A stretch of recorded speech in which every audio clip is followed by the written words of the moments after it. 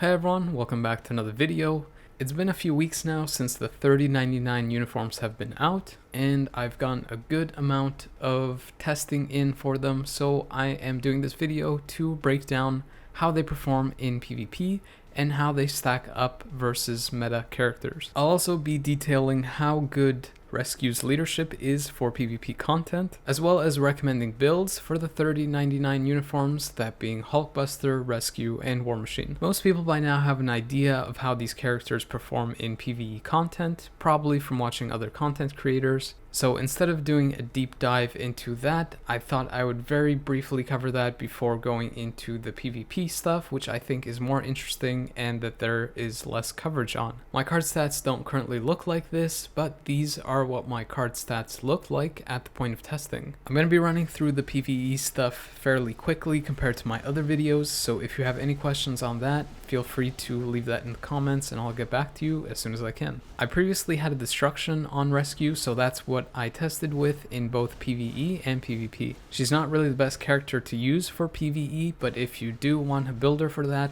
then a Ctp of Energy does work. Her skills are somewhat proc friendly, but if you want to spam all her skills, you can get use out of a Ctp of Rage as well. Surprisingly enough, even with no uniform, she can still pretty much finish a stage 50 of Thanos solo, and that's probably due to the fact that she has 45% increased energy damage on her tier 2 passive. With a single skill damage proc, the rotation is fairly simple. You just do 5, and then when the orbs appear, you go into your 4th skill. If you're using a rage, you can change this up by layering on other skills. So you can start with the 3rd skill. After the dome appears, you can go into the 5th skill and delay cancel that after the orbs appear. Go into your 1st skill and delay cancel that after the smaller little tiny orbs appear that track your target. And then go into your 4th skill and let that play out. The 2 is mostly a filler, and then you would just repeat that. With the new uniform equipped, I finished 2 minutes and 11 seconds faster than before. Once you have her awakened, the rotation becomes a little bit different in that you would do the 5th skill and delay cancel it into the 6th skill. Unfortunately, the 6th skill, or the awakened skill, can't be cancelled, so you have to let it play out. And then obviously if you have a rage equipped, you can change the rotation and add something like the 3rd skill and the 1 skill cancel before you do your 5th skill and then your 6th skill. With the awakening upgrade and the stat bump from the transcendence, I finished the same stage 49 seconds faster. Even though Rescue has such high energy damage, she doesn't have any all defense down that ignores immunity, so you might struggle a little bit on the other world boss ultimates. On Call Obsidian, for example, I ran out of time with about 5.5 bars remaining. With the new uniform, I reached that same 5.5 health bars remaining point 2 minutes and 23 seconds faster. And then with the awakening and the transcendence, I reached the same point a minute faster than that. For reference, this is me doing stage 9 of Null. Her raw damage seems okay, but compared to some other characters, like I mentioned before, I wouldn't necessarily build her for PvE, especially after you see how useful she is in PvP content. Either way, a minute and 55 seconds remaining for 2 supports and Ma's leadership isn't really too bad anyway. If you consider Rescue decent at PvE content, I would say from the testing that I've done at least that Hulkbuster is worse. Like Rescue, Hulkbuster is also more oriented for PvP, but if you really want to use him for PvE, then you can probably go with the Rage CTP, which would make his rotation fairly easy to use. Though you could also go with the Ctp of Energy, but he won't really be that proc friendly since most of his skills are pretty short and have initial hits on them. His general rotation, regardless of the build that you use, is to use your 3rd skill for the damage accumulation and then cancel that into your 5th skill, and then when he lands, you cancel that into your 4th skill. And then you'd use your 1 and 2 as filler. I'm using a Ctp of Regeneration for the testing that I did with Hulkbuster, and you can see that with his newest uniform and no other upgrades, he's still able to finish stage 50 of Thanos, which is pretty decent. With the Awakening and Transcendence upgrade, the rotation is largely the same. You would do 3 cancel, 5 slight delay cancel into your 6th skill. Similar to Rescue, the 6th skill or the Awakening skill can't be cancelled, so you have to stay in it to get the full damage or value out of it. With this upgrade, I finished the same content a minute and 38 seconds faster. Unlike Rescue, Hulkbuster has all defense down on his 4th skill that goes up to as high as 50%. On top of that, his Awakening skill also has all defense down, which Rescue's doesn't, and Hulkbuster's all defense down goes up to 50% and immediately starts at that value actually, because the very first hit takes you right to that number. Despite that, his raw damage isn't as good as Rescue's, and even though I didn't have a damage proc, the all defense down should have let me finish this World Boss Ultimate stage. So you can see I got to about 3.5 bars when time ran out. You can see how much of a difference the all defense down from the Awakening skill made, as well as the Transcendent stat bump, of course, since I was able to reach that same 3.5 health bar mark a minute and 53 seconds faster than before. You can see what I meant by the lack of raw damage in contrast with Rescue, since on the same stage 9 of Null, I wasn't able to complete the stage and only got down to the last 4 health bars left before time ran out. Another reference point for these characters' PvE performance can be seen in these Galactus runs. With Rescue and a damage proc, of course, I finished in basically a minute. With Hulkbuster and no damage proc, it's about 2 minutes and 40 seconds, which isn't really too bad, but again, it's not really that great either.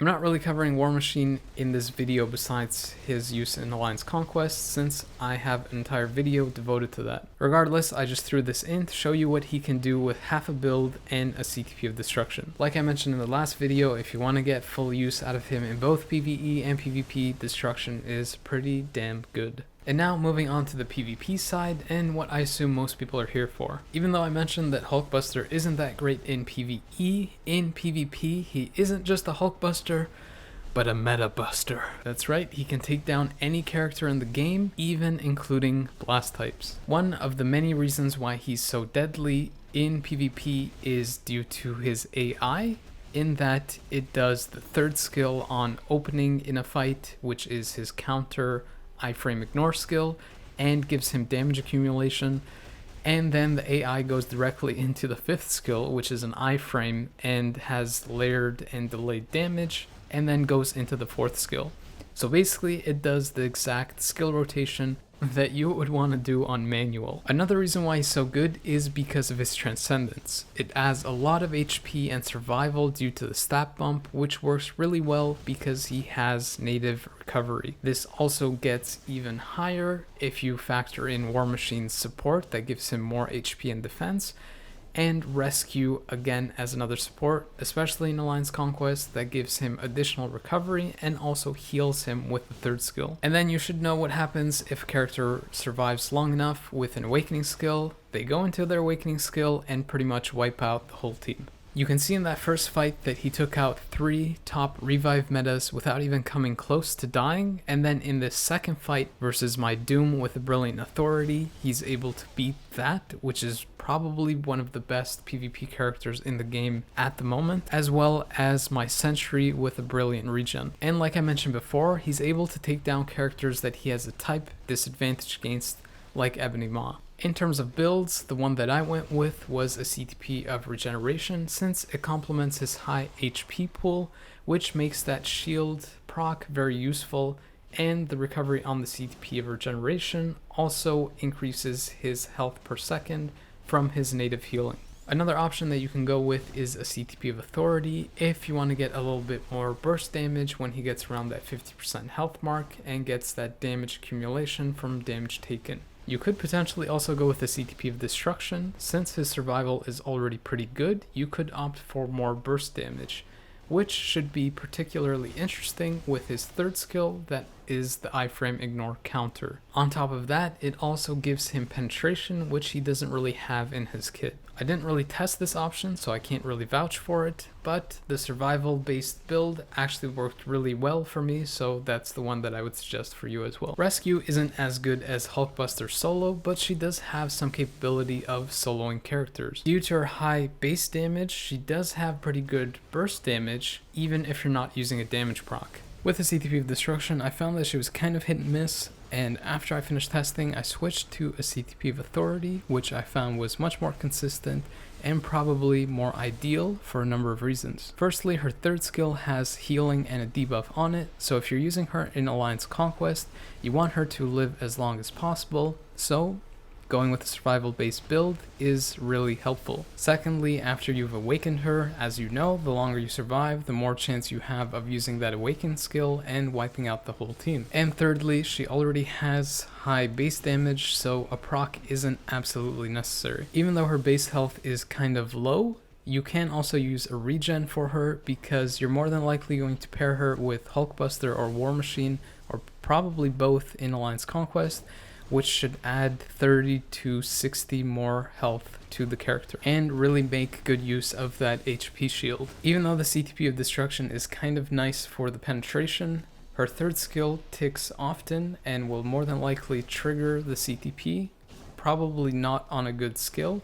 So it's good for the penetration, but in terms of the damage or the burst damage, it's not really the most ideal or consistent. Even still, you can see that with that third skill providing paralysis and locking down the opponent as well as healing her, she has the capability of taking out some of the top revive metas. I also saw that several people were wondering how good her leadership with the shield proc is, so I did a test in timeline to see how long it would take before my Hulk would die, and I did several of these tests for consistency to see if there was actually an improvement in survivability with the time that he survived. So here in the first one, without her leadership, it took about 25 seconds before I lost the first character. Doing the same test again, but this time with Rescue's leadership, and you can see that from the proc here. Also, you can see that I have another HP shield proc active.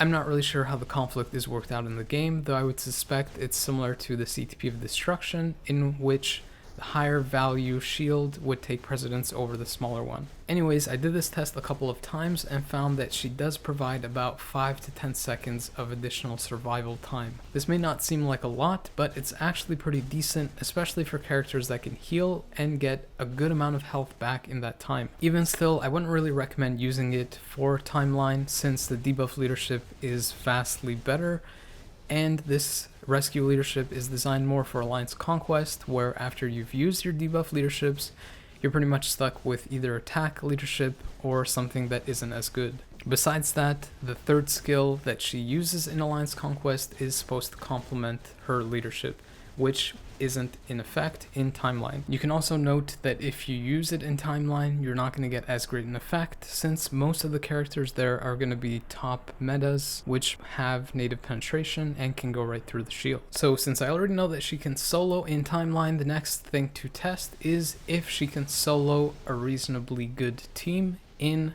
Alliance Conquest. I'm not using her on the go-to machine team with War Machine and Hulkbuster.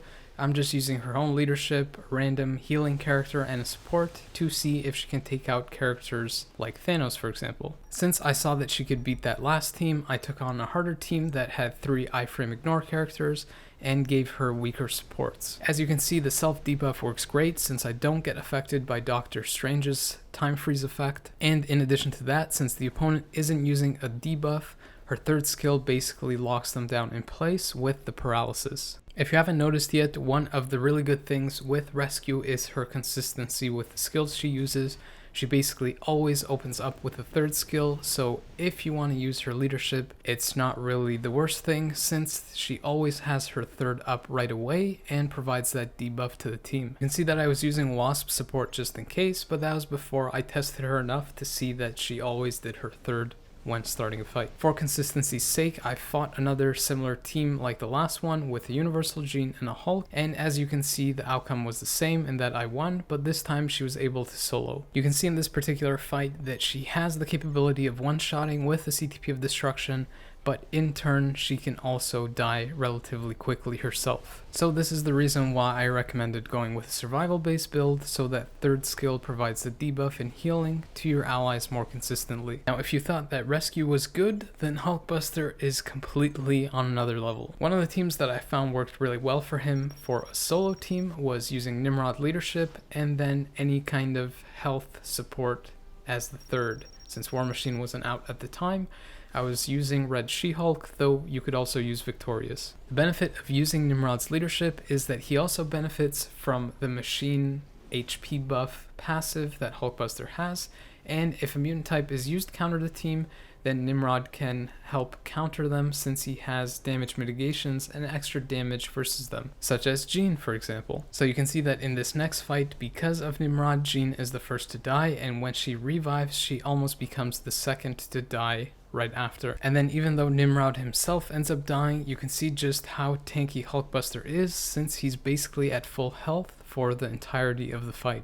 You can get a better idea of just how good his survival is in this next fight, so you'll see that Jean opens with her 5th skill and Nimrod catches a bad break and ends up dying, but Hulkbuster not only survives that, but is able to take out Jean and Hulk, and in the meantime he's also mitigating all the damage from Ebony Maw's blast type damage, and then is able to take out the whole team. Because Hulkbuster did so well in the last fight, I decided to take on some stronger metas, i.e. being Sentry and Null, and you can see that even though this opponent team is strafed, he's still able to survive just as well as the last fight, and even though Nimrod dies, Hulkbuster survives and is able to wipe out the whole team. War Machine was also a little bit hit and miss with the Ctp of Destruction, since he was able to wipe out the enemy, but if they had a revive, or if it was a character that could survive longer like Null, then he would in turn die as well. He usually opens with the 4th skill, which is really good for wiping out the opponent, but his survival in a solo team at the very least isn't that great. You could try using a Ctp of Authority or Regen on him, but then you won't be able to use him in PvE, and I'm not sure that his survival will get that much better. In addition to this, since you're more than likely going to use this character with other machine types since he supports them, most of them don't really have native penetration, so the Ctp of Destruction helps on that front. Though the characters are pretty good individually, with Hulkbuster being the better of them, it's when you put them on the team that they really shine. You can see one example of this when I use Hulkbuster and War Machine to support each other, as well as supercharging up Nimrod. And if you thought Hulkbuster was tanky before, the HP and defense, as well as the damage that he receives from War Machine support, makes him even more tankier and deadly in Alliance Conquest. You can see just how crazy he gets in this fight, since I'm fighting a Sentry and a Thanos with a Colossus support that makes them even tankier, and in the end of this fight, even though I'm not able to wipe them out, he survives long enough to go into his Awakening skill to beat them, and he's so tanky that I end up winning by timeout by having more health. I'm sure that if I gave him a different leadership with more damage, or a different support to give him damage versus Thanos, or possibly even an insight on one of these characters, that he should have been able to wipe out these characters and win that way. Another more offensive team that you can use is Hulkbuster lead with Iron Man and Rescue. With this team, Hulkbuster gives everyone on the team 35% increased damage, and gives Iron Man a staggering 105% increased damage, since he provides an additional 70% damage to him. You might have been thinking that that first fight was a fluke, but that's not the case, since I've used this team several times to take out defenders, and it's a pretty solid counter since the team is so strong in terms of damage, and Rescue provides that survival support. If that last clip wasn't enough to convince you just how good Hulkbuster and Rescue are on a team, being able to take down one of the top Alliance Conquest meta teams, here is the standard go-to team that people will likely use, adding in War Machine for the additional support, and taking out one of the top meta characters in PvP, both Alliance Conquest and Timeline at the moment, which is Doom. If you're paying close attention to the last clip, when I put War Machine on a team with Hulkbuster, I use Rescue in the leadership position to provide that shielding and additional survival for the team. Just take a look at my team's health bars in this fight. Since the opponent wasn't really using supports, I didn't really have to use a damage leadership, and you can see just how good the survival based leadership from Rescue is, coupled in with her 3rd healing, since I didn't take any damage at all. I also ended up testing Loki a little bit with this patch. I didn't really have a good CTP on him since I still had a rage, because I didn't really see too much potential in him for PvP. That said, I'm pretty sure you could use a Ctp of Destruction to get more use out of him in PvP, and he'll still be good in PvE content. I was still using a Ctp of Rage here when I took out the defenders, so you can see that with a proper build he might have some value in PvP, though his overwhelming value in PvE content might overshadow that. You could potentially also use a CTP of Greed, though he is kind of flimsy in PvP. That's why I'm using Wong Leadership to capitalize on the damage from my rage while still being a little bit tanky or immune to the physical damage. Also, between the two synergy uniforms that he has, I found that the President Loki uniform seemed to be the more consistent one and the one I had more luck with. That pretty much wraps up this video. There's 2 other videos that I'm working on before the Shang-Chi update comes out, and that's to do with some of the past events that we had and how to deal with Doom in PvP. So those should be coming out relatively soon this week. If you like the video, please consider subscribing, liking, and possibly leaving a comment if you have a question. I'll try to get back to it as soon as possible, and doing all of those helps my channel grow. Anyways, thanks for your time and watching, but the video is now over.